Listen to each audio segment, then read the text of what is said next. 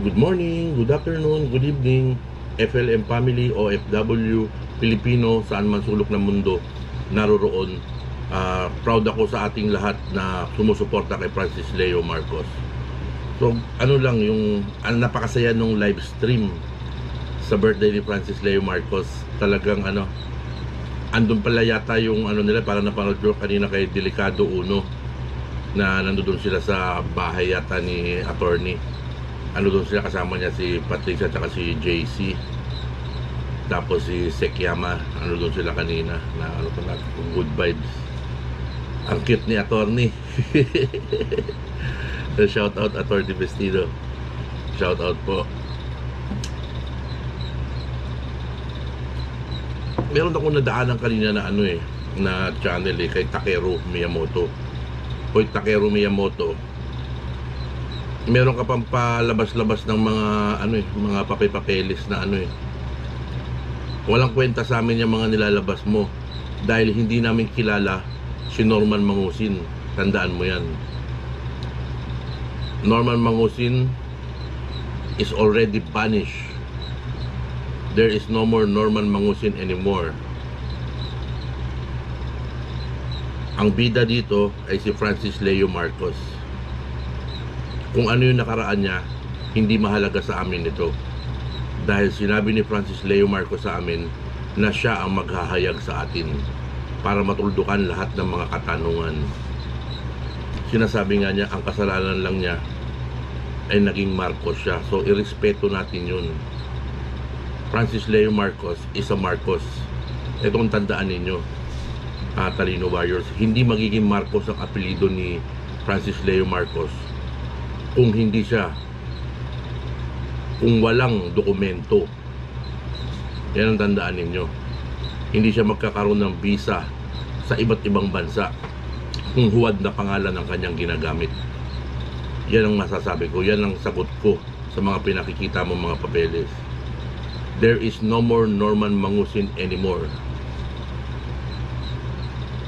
Ngayon si Francis Leo Marcos na he was once Norman Mangusin and now he is Francis Leo Marcos. So ano pa yung inuungkat mo na bakit ba pinipilit ko pa rin yan Norman Mangusin? Wala na si Norman Mangusin. Wala na si Norman Mangusin. Everything kung ano man yung si Norman Mangusin, lahat yun wala na yun. Because now he is Francis Leo Marcos. Ibinigay na sa kanya ang pangalan, ang apelyido na dapat niyang gamitin. Ganun lang kasimple yun. Froilan Miyamoto. Kaya kayo, magbalot-balot na kayo at nabibilang na yung mga panahon na mag-ipon-ipon kayo dahil ang layo mo pa naman, mapapadalas ka sa norte. Sigurado yung kasama ka dyan sa mapapadalas sa norte dahil sa mga kasinungalingan na inilalathala ninyo. Saan pagaling yung mga peki na mga dokumento na pinapakita ninyo? Unang-una yung passport ni Francis Leo Marcos. Hindi siya i-issuehan ng passport kung huwad ang pangalan na kanyang ginagamit. Kung ang birth certificate na kanyang ipipresenta sa Department of Foreign Affairs ay peke, hindi siya magagawaran ng pasaporte. Tandaan mo yan. Yan ang tandaan ninyo. At hindi rin imbalido ang mga embahada ng Amerika, embahada ng European Union para bigyan siya ng visa. At lalong-lalo na ang Japan visa, hindi imbalido ang mga tiga-embahada ng iba't ibang bansa. Yan ang pakatandaan mo, Takeru Miyamoto. Sinasabihan mo kaming hayop. Mas hayop ka. Ugong ina mo. Talagang nakakagigil kayo.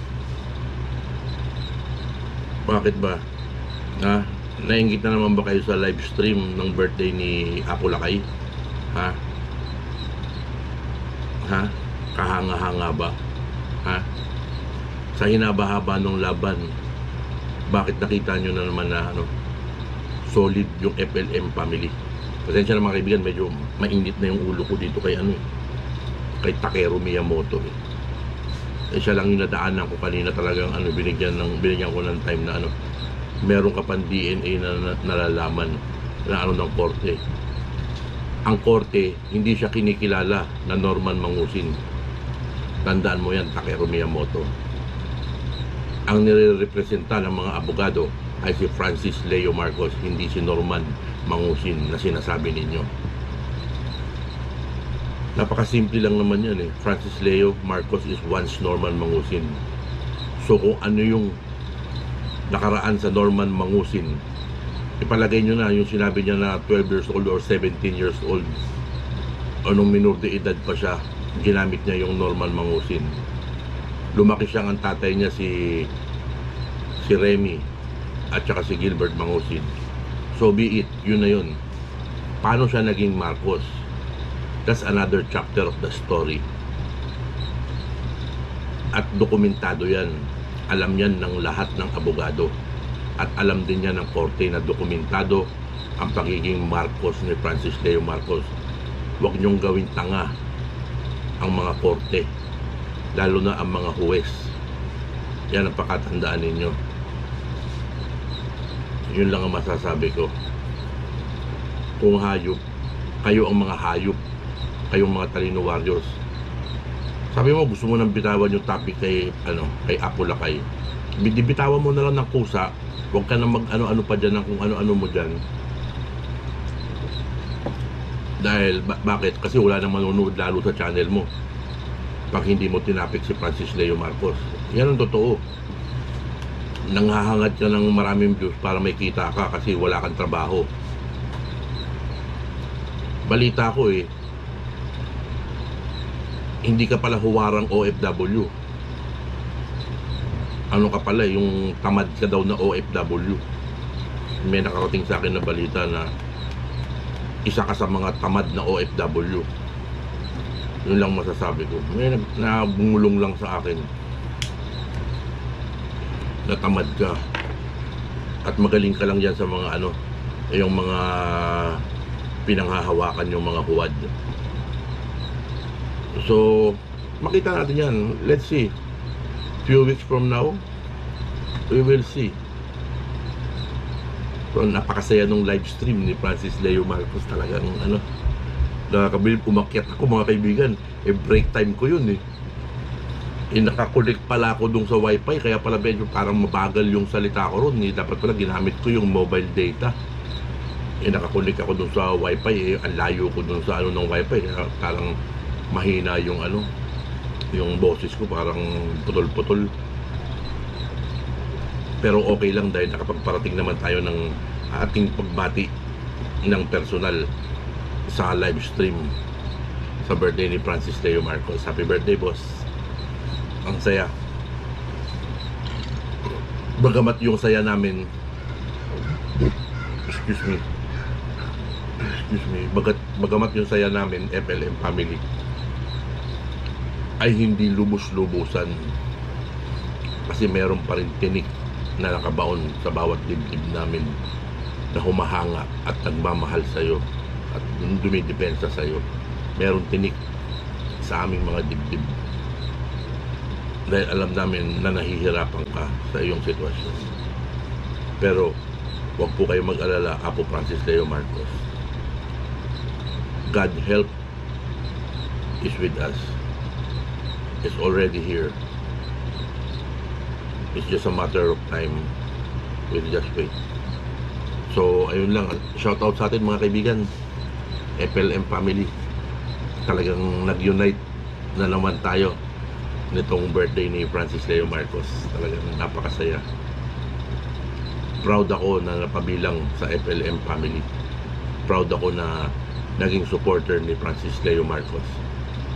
Dahil kahanga-hanga talaga at walang kapantay ang kabayanihan na kanyang ipinamalas nung panahon ng pandemya. At mapahanggang sa panahon na ito ay gumagawa pa rin siya ng pagtulong. Wala nga siyang ibang ninais kundi ang tumulong ng tumulong. Kaya mabuhay ka, Apo Francis Leo Marcos. Naway dumating na yung araw ng iyong kalayaan. para makita ka na namin ulit miski sa live stream mo. At pag naging maayos na ang lahat, magkaroon po sana ng isang grand celebration with you. Lahat ng defenders mo, lahat ng supporters mo.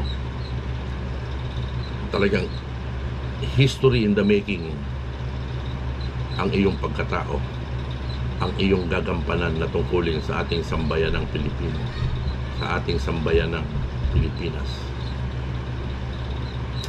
Pagpasensyahan nyo na lang po muna yung mga video ni Lolo Miguel kasi sinusumpong, hindi sinusumpong, meron kasi tayong anxiety na ganyan talaga, lalo na pagka ganito yung vlog na ginagawa ko. Nakatingin lang ako sa camera, hindi ko nakikita yung sarili ko, hindi ako maka ano bagamat dito sa baba, ayan, may nakikita ko pero mabagal yung delay yung reaction ng video kasi parang streaming siya via wifi connection, kaya medyo mabagal. Hindi ako mapakali kasi pag sa cellphone naman ang liit daw kasi ng lumalabas na na video, maliit lang pag yung sa cellphone. Meron naman tayong, gusto ko talagang bumili ng camera, kaso hindi ko talaga kaya, wala akong pera na ayoko nang umutang, hindi pa nga ako nakakabayad ng utang ko.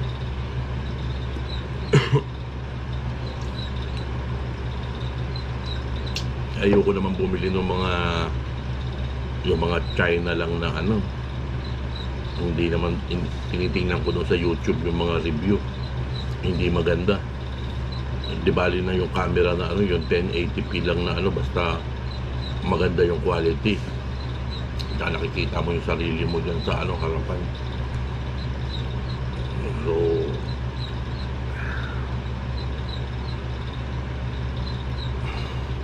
gaya nga nila Sekyama, nila Attorney, ng mga Brown Squad, lahat ng FLM vloggers, defenders, masaya tayo na pagdiwang natin ng kaarawan ni Francis Leo Marcos. Yung time na noon, isang araw yung unang live ni Francis Leo Marcos sa birthday niya, yung wala pa yung banda yung yung tanghali ako, yun ang pang celebrate ko at least talaga nakikipag-celebrate tayo. Tsaka I am proud defending Francis Leo Marcos. I will never stop spreading his heroic acts to others. Kung lagi ako may pagkakataon sa ibang lahi na ikwento ko ang kabayanihan na ginawa niya, ito yung lagi kong gagawin. So, paano ba gagawin ko? Pagtsaga dyan na si Lolo Miguel. At saka pala, shout out doon sa mga nag-subscribe kay Lolo Miguel. Nakita ko kanina 905 na, so baka malapit na rin maging 1K. Paki-like na lang yung video pag nadadaanan nyo, kahit 1 minuto nyo lang po panoorin. Paki-like lang, okay na po sa akin yun. Gusto ko lang magamit, masubukan yung live stream gaya nung ginagawa nila nila Delicado Uno, yung naglalakad-lakad sila, naka-live stream sila, yung ganun. Wala, gusto ko lang ma-experience. Yun lang yung pinaka ko. Hindi po ako naghahangad na ma-monetize yung channel dahil hindi naman po ako content creator. Hindi naman ako siguro pwede yung mga minsan pag may binibili yung mga unboxing, yung mga ganun. Pero tsaka na yan kasi hindi ako makaisip na kung ano yung ibang pwedeng pag-usapan hanggat may taong nahihirapan na hinahangaan ko. Parang hindi pa rin ako makawala dahil nakikidalamhati ako sa kanyang nararamdaman sa kabila ng kabutihan at kabayanihan na ipinamalas niya. Yung mga taong galit sa kanya, ginawa sa kanya ito. Alam ko yung mga isa sa mga gumawa nito sa kanya, isa sa mga galit na galit sa kanya ay yung parte ng pamilya ng Hilaw. 2 angkan to, mga kaibigan. Yung nakarating sa akin na isa dun mula dun sa mga angkan na yan ay galit na kanya. Maaaring ito ang isa sa malaking isda na nasa likod ng nangyari kay Francis Leo Marcos. Dahil makikita naman natin sa interview ng mga hilaw na ang pinapaboran nila ay yung kamag-anak nilang hilaw din. Kasi magkakamag-anak na yan sa tingin, ang tingin ko dyan ay puro hilaw. Hindi sila hindi, ang layo nila sa pag-uugali ng kanilang puno. Yan ang masasabi ko. Kaya yung paghanga ko kay Francis Leo Marcos ay talagang to the fullest, dahil wala pa sa kasaysayan ng Pilipinas ang gumawa ng ganyan, yung i-all out niya yung yaman niya para makatulong sa panahon ng pandemya, lalong-lalo na nung lockdown, dahil iniiwasan niya yung magkaroon ng looting gaya nga na sinasabi niya. May point po si Francis Leo Marcos doon. Nung narinig niya ang panawagan ni Presidente Duterte, hindi siya nagdalawang isip na bumaba ng eroplano at tumugon sa panawagan ni Presidente Duterte. Yun na lang bagay na yun, mga kaibigan. How heroic this act. Talagang kakaiba. Kaya yung pagsuporta, yung pagmamahal ng tao kay Francis Leo Marcos na nanatili. Isipin nyo, all over the world, lahat ng OFW saan sulok man ng mundo, kilala at kumikilala sa kabayanihan ni Francis Leo Marcos. Diba? Napakasarap. Napakasarap. Naka doon, shout out, long live doon sa mga FLM vloggers, solid, yung mga talagang solid na FLM defenders, vloggers, yung hindi nakikinig sa salita ng kung sino man dyan, yung hindi nagpapabuyo. Dahil tayo, sa akin personal ko, wala akong pakialam kung ano ang sasabihin nila. Nakilala ko Francis Leo Marcos, so I will stick to that.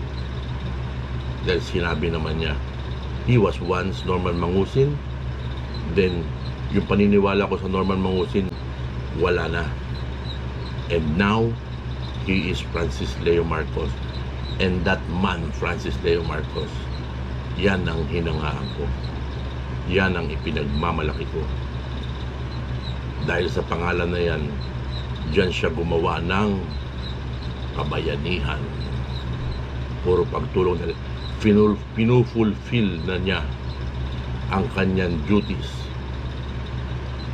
as a Marcos. And napakasarap talagang isipin. Napakasarap talagang isipin. Kaya kayo, Talino Warriors, manigas kayo, mga hayop kayo, mga tinamaan kayo ng lintik. Dapat sa inyo talaga pagdating ng araw, itali sa puno at pakagat sa mga hantik.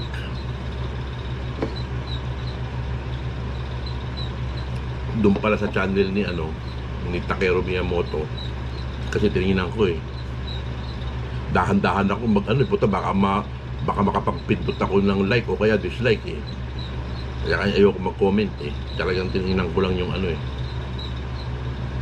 tinignan ko lang, wala pa kasi ako nakita na nag-upload galing sa sa FLM vloggers, kaya nadaanan ko kanina, nag-appear doon sa pagbukas ko ng YouTube, so tinignan ko, so yun ang inaano niya, yung kay Nanang Takeru Miyamoto. Napakamot siya to, lalo sumakit yung ulo ni Takeru Miyamoto kasi sinabi ni Nanang na na hindi sila magkapareho ng ama para siyang napakamot siya ng ulo ng matindi. Sinasabi mo, hindi teleserye. Takeru Miyamoto, mahiwaga ang pagkatao ni Francis Leo Marcos. Malalaman mo rin yan sa mga darating na panahon. Kayo, Talino Warriors, binigyan kayo ng 5 days dati, di ba? Kasi tingin ko parang kasama kayo doon na magbago kayo ng ng pananaw ninyo, ng pasya ninyo, pero hindi kayo nagbago. So, sure ball na yan, buta mapapadalas kayo sa norte. Puta, mapapaatin kayo sa norte. Ayaw at sa gusto nyo. Kung hindi po, si Francis Leo Marcos mismo magpuposa sa inyo kasama ng mga alagad ng batas.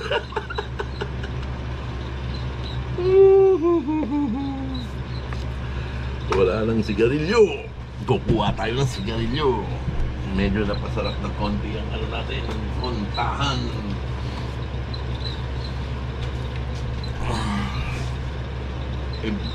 Balita ko kanina doon sa kasama ko, parang magkakaroon yata na naman kami ng lockdown. Hindi ko masabi na ano. Ano ba yun? Sumasabi. Mabigat kasi ako. Doon na.